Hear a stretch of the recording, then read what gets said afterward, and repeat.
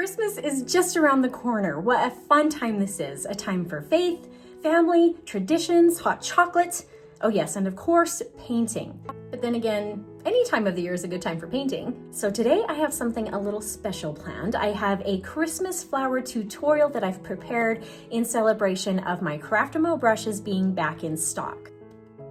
And in the holiday spirit of things, Craftamo is letting me put these brushes on a discount today only for 20% off. The sale is only good for today though, so hop on over to the Craftamo website, www.craftamo.com, or you can click on the direct link that I have listed in the description of this video and use the promotion code Liesl20 to get your 20% off. Again, that's Liesl20, all caps, Liesl20, and get 20% off of this set today only. Now, before we dive into painting, I'm just going to give a quick glimpse here at the brushes. I've had a lot of new subscribers the last few months that may not be aware of what I have here. And if you're joining me for this premiere live today, I hope you'll give a shout out to who I've got here with me and where you're from in the live chat. I'd love to hear from you and chat with you there. Now, this is the pretty box that the brushes come in. It's very good quality, and I painted the roses that you see here on the front, so that also makes it fun and unique. Really, the packaging is very high quality. Even though I use the brushes all the time, I still store them in here after I'm done painting. It's got magnets in the box, so it makes it really easy to open, but it also does a good job at keeping it closed when you want, so that if it gets tipped, it doesn't just pop open or something. When we open it up, we can see a bit of info right on the inside cover with some more rose paintings. And another favorite feature is the beautiful card with my printed artwork on it. Again, very nice, heavy-duty quality. And then on the back of the card is, again, some more fun information, which will hopefully be helpful. Now we get to the fun part, the brushes themselves. I've designed these myself. I've picked out the brushes that I tend to use the very most often. In fact, a good portion of my videos within the last year or two have pretty much all been painted with these exact same brushes. These are also set in a nice sort of foam padding to help keep them protected. So let me just really quickly pull out some of these brushes so you can see their sizing a little bit better. First off, I have a larger round brush. This is a size number 10 round. Occasionally I'll use brushes that are larger than this, but this is often about as large as I like to paint with. It kind of has that sweet spot to it. And then just look at the nice point this has to the tip of the bristles. This is one of my favorite things about Craftamo brushes. I absolutely love the points on the bristles. Even these larger sizes, you can still create some pretty thin lines and even get into smaller spaces. Next up, I have a medium-sized round brush. This one is a number 6 round. I find I use this one very often, maybe even more than any of the other ones. It just seems to be the perfect size for the types of things I like to paint. I tend to be more of a type painter, and I use drawings and outlines, and this one just often goes really well for me. Then I have an angle brush here. I've labeled it as a 1/4 inch angle, but I think it's actually just slightly larger than that, but not quite 3/8 either. It's kind of in the middle of those two, but I really love using this angle brush for grasses, for leaves, as well as some quick and easy one-stroke flowers and petals. I've got a lot of tutorials using this angle brush on my channel if you'd like to give some of them a try. It can take a minute to get the hang of it first, but once as you do, you can whip out some really cool paintings with not too much effort. Next up, I have a small round brush, and as you can see, round brushes are really my go-to brushes most of the time. So I do have the big, medium, and small one, which pretty much allow you to do anything. This one is a number 3 round, and even though it's more thin and small, it really has a good taper to the bristles, which allows you to be able to still make thin or thick lines.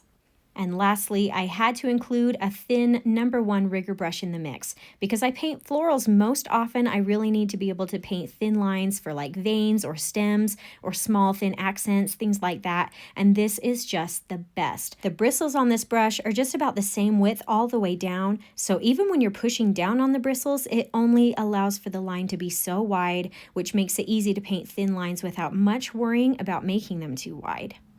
Anyway, there they are. I should also just mention these are 100% cruelty-free with Taklon brush hair and recycled gun metal brass ferrules. So that is all a bonus as well.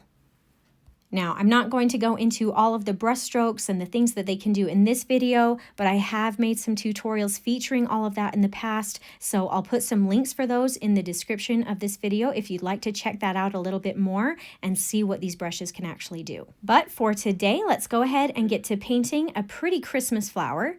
I think I'll pull out the number 6 round, the number 3 round, and the number 1 rigger for this piece today. It is a bit more delicate with some smaller details this time. And you know, I love painting flowers. If you've watched my tutorials much, then you are aware of that. They're probably one of my favorite subjects to paint, but I was looking back over my most recent tutorials and realized I haven't painted a flower in like 2.5 months. So I think it's time we try that again. So here's my sketch for the day. This one is a little bit more intricate and detailed, so hopefully to help, I did make a darker version of this using pens that I will put in my Etsy shop so you can just print it out and trace it right onto your watercolor paper using a light table or even just a well-lit window in your house. And then you can jump right into painting without having to draw this yourself. And because I do want you to give this a try, I am going to be putting this outline on a 30% discount for 1 week, so make sure you take advantage of that while it lasts. I'll leave a link for my Etsy shop in the description of this video as well. All right, I'm just going to go ahead and tape my paper down with some artist tape really quickly, and then we can get to painting. And for those of you who may just be tuning in today and missed the announcement, my Craftamo 5-piece brush set is on sale today only for 20% off. The code to get that discount is Liesl20, Liesl being in all caps. So hop on over to the Craftamo website if you're interested in that. Okay, let me just pull out my palette of watercolor paints here, along with a paper towel and some clean water. And maybe I'd better widen my camera view here just a little bit. This looks like it's zoomed in a little bit too much.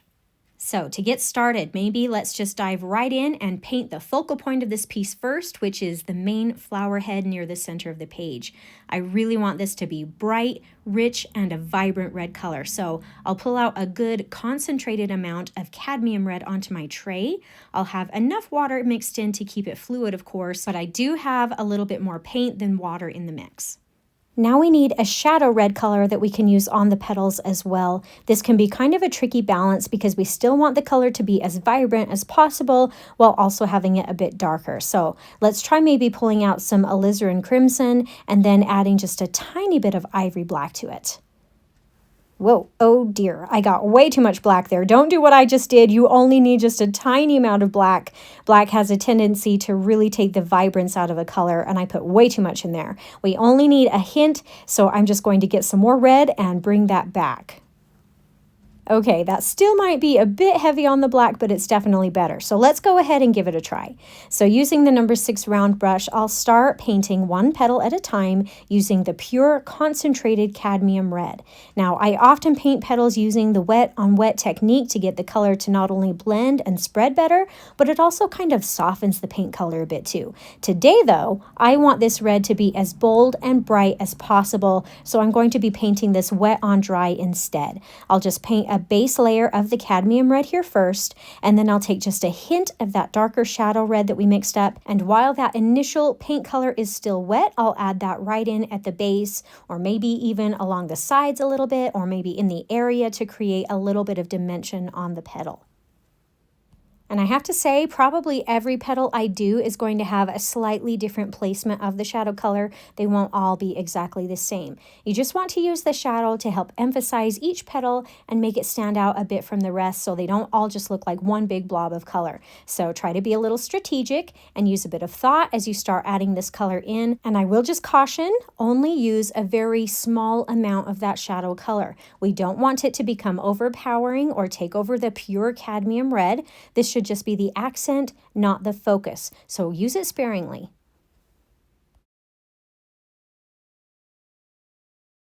I seem to be doing okay painting this in a more wet on dry way. The petals are small enough that it's not drying out too quickly before I have the time to get the shadow color in there. But if you find that you're having trouble, you can try using the wet on wet technique for that base red color instead and see if that helps. The good news at this point is that there are a lot of these petals and they are all going to be painted in pretty much the exact same way. We just get to keep using that method over and over again until they're all finished. Now you may notice me skipping around a bit to allow for a bit of drying time with some of the petals that might be touching another one. I'll just let them dry a little bit and then I'll come back around to those ones that I skipped later. I hope you're enjoying the tutorial so far. This is a fun piece to finish up the Christmas season with. It's just bright, festive, and beautiful. If you find you are enjoying my painting and teaching style today, I hope you'll subscribe if you haven't already so you don't miss out on any new and upcoming tutorials. The new year is just around the corner along with some fun new painting ideas that you are not going to want to miss. But for now, just sit back, relax, and enjoy the painting process while we finish off the rest of these flower petals.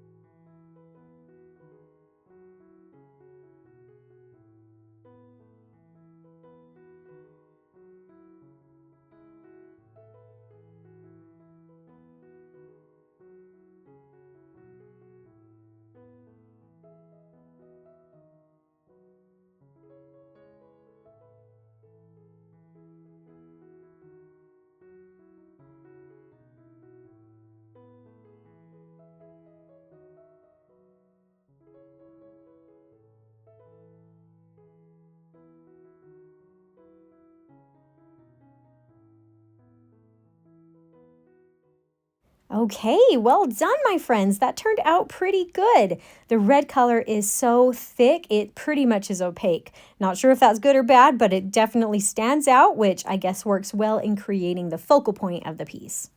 All right, let's switch brushes now over to the number 3 round really quick. And while I've already got this red paint out and on our tray, let's go ahead and use it to paint in the little accent berries next. Now, I've shown a lot of different ways to paint berries in a lot of my past videos. You can just paint it in one basic color of red and leave a small circle highlight and call it good. You can add a bit of shadow color to it, sort of like we did with the petals, or you could even just paint a portion of the berry, like around the edge and maybe halfway down, then wet and dry your brush and fill out the rest of the berry with a damp brush to create sort of a reflected light area. I've probably even tried other ways, so if you have a favorite or preferred way to paint these in, then just go for it. Today I have a really fun trick to show you on pretty much the easiest way, in my opinion, to create reflected light on a berry though. So I think you're really going to like this. It's super simple and it helps make the berries pop and look more realistic.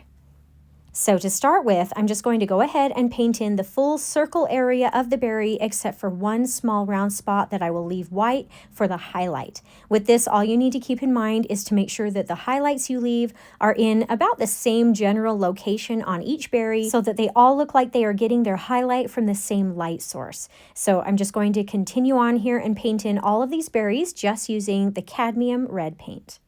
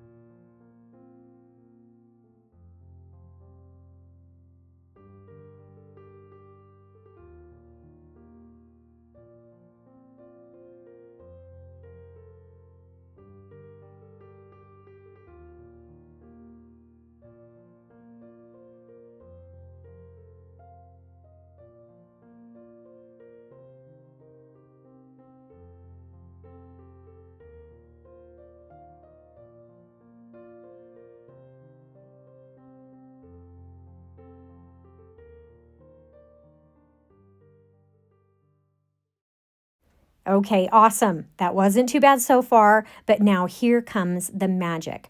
Right now, these berries look okay, but they are kind of flat. All we have to do to make them more realistic and pop off the page is rinse and dry our brush off, and then use the damp bristles to rub a very small section of paint on the bottom half of the berry. Then I'll take a paper towel and dab the water and the color off, and voila, a perfect, simple way to create some reflected light on the berry. Just look at the huge difference that made in the overall look of these when you compare these berries to each other. It is so easy and it doesn't take long to do, but it really adds something special, I think. And just as a side tip, as you give this a try, if your paint is a brand that may not lift off super easy, you might need to do this technique a couple of times to get off a little bit more paint and make the mark a little bit lighter in value. I'm kind of needing to do that and make mine a little bit more prominent today. But at this point, just go ahead and finish off all of the berries in the same way. If you're just tuning into this live premiere, this is just a quick reminder that my Craftamo brushes are back in stock and they are on a special sale for today only for 20% off. So make sure you hop over to the Craftamo website or use that direct link in the description of this video and type in Liesl20 for the promotion code so that you can take advantage of that sale.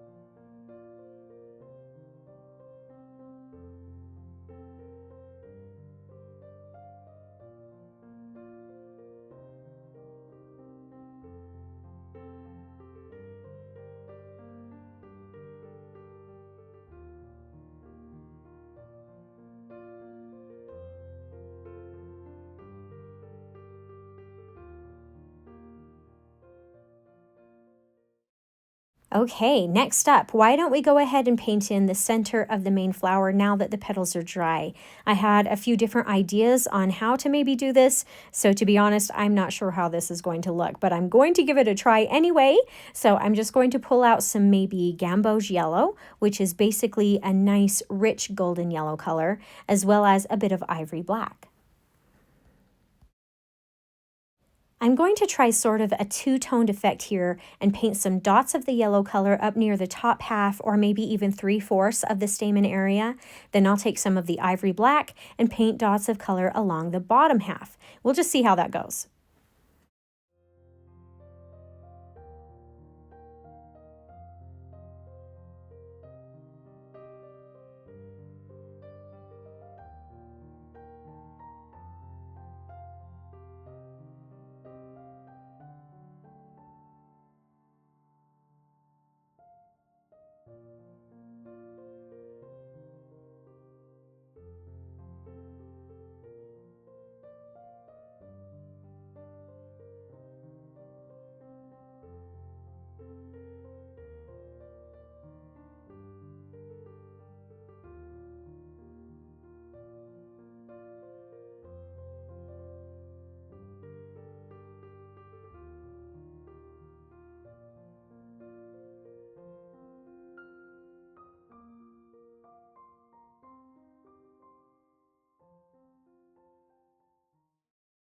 Okay, not too bad. There might have been a better way to do that, so feel free to experiment a bit if you have a different idea. But now I'm going to take those same colors and paint in the little flower up in the corner of the page.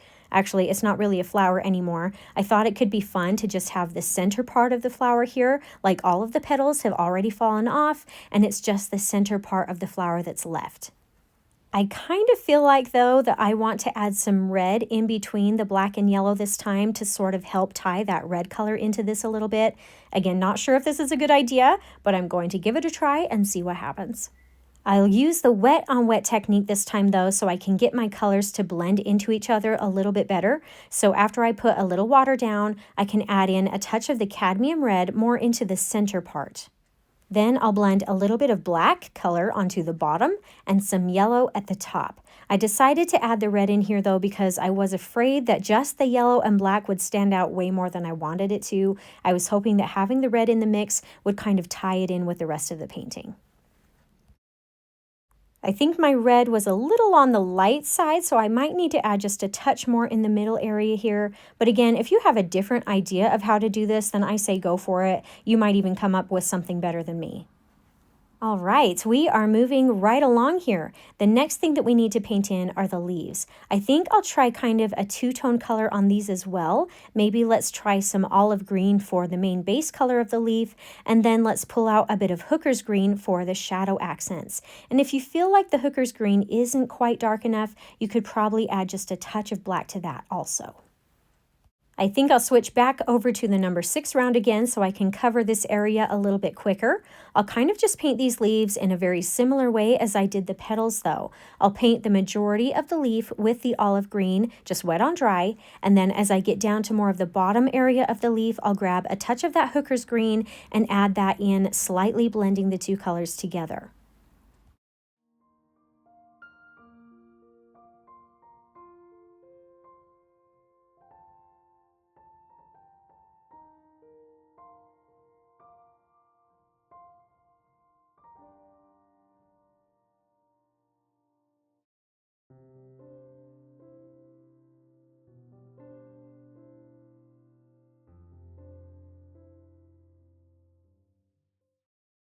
That leaf kind of turned out pretty dark in value, so it might be hard to see my color change in there, but let's try a few more and maybe I'll try to get some a little bit lighter in value too.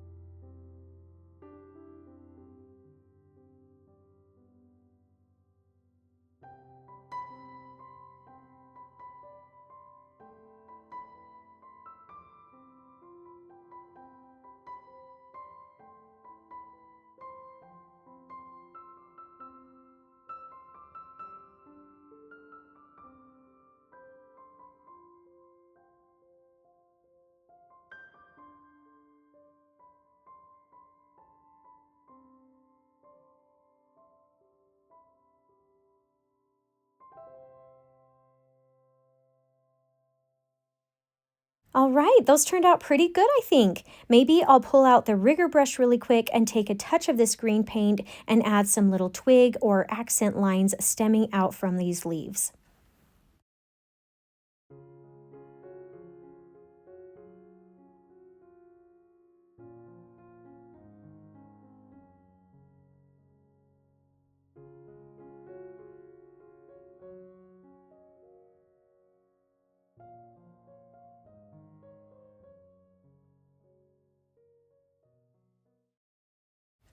Okay, good. We only have one last thing to do to add into our painting, and we can call this done. Let's finish this off by painting in all the fun little twigs in the background. So I've already got some ivory black on my tray that I will just freshen up a little bit, and then I'll add some burnt umber into the mix to create a really nice dark brown color. Then using the number 3 round brush, I'll paint in the main stems or more thick lines first.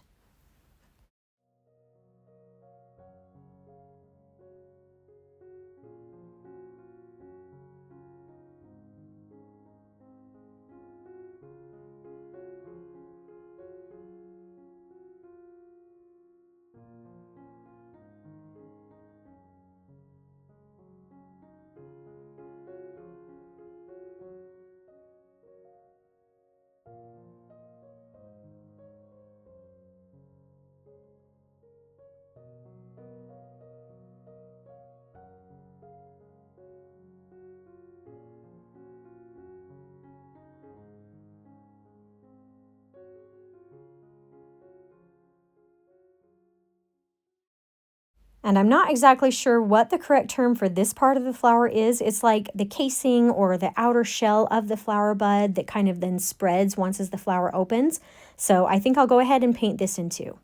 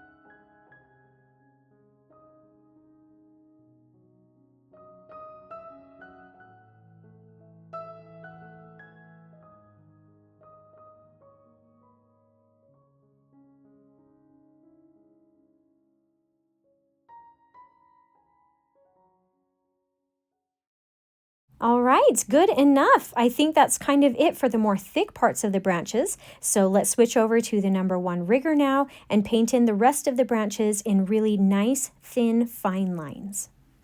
And as a quick side tip to help keep the lines nice and thin here, after you load up the brush with color, then you can kind of dab or gently roll the side of the bristles onto a paper towel to take off some of the excess paint. I'm just painting these on with a very light touch of the hand, using just the very tip of the brush to keep these as thin as possible. And just know that I'm not going to be able to follow the pencil lines exactly here, but that's okay. After it's dry, we can come back in here and erase any of the leftover pencil lines that we can still see. Also, just another side note, the more squiggly these lines are, the more character it adds. So don't worry if your hands are a little bit shaky for this part. And if you seem to be having trouble painting the lines on, then you could also pull out a really fine tipped marker and just draw them on instead too, just whatever works.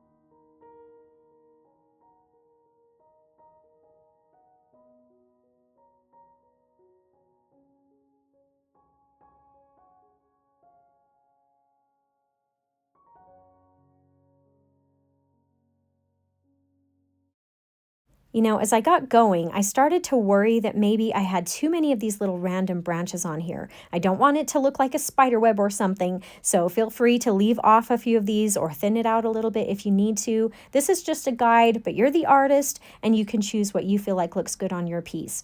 You know, these little branches actually remind me of the old bushes that sit right outside my studio window. They have some rose hips on there. I think that's what they're called. And they're still hanging on even though it's winter now, but they kind of look like these berries. And the branches are thin and squiggly, so this just kind of reminds me of that a little bit.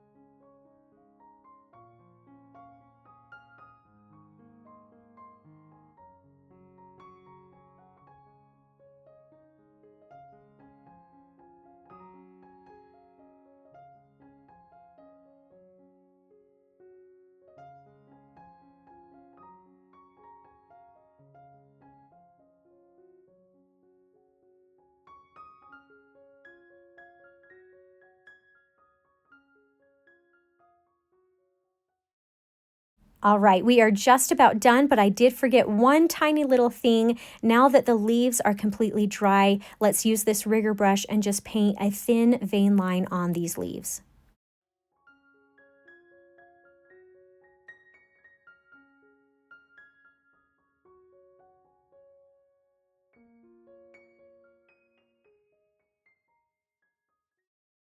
Okay, well done, my friends. I think that is it. After I've let this have some time to completely dry, then I can come back in here with a good eraser and erase some of those extra pencil lines that I mentioned earlier just to clean up the look of this a little bit. But I think that's actually it for this piece today. This was a lot of fun and it was a great way to finish off my Christmas painting tutorials for this year. Just one last reminder about my Craftamo brushes as well. If you are at all interested in getting yourself a set, make sure you take advantage of the sale that's going on only for today, the 20% off using the promotional code Liesl20. Thank you so much for joining me today. It really was great to live chat a little bit with you on a more personal level. I hope you had some fun watching this painting come to life, and hopefully you'll give it a try as well. If you did enjoy this tutorial, I hope you'll consider subscribing to my channel so I can continue to help you discover your artistic side.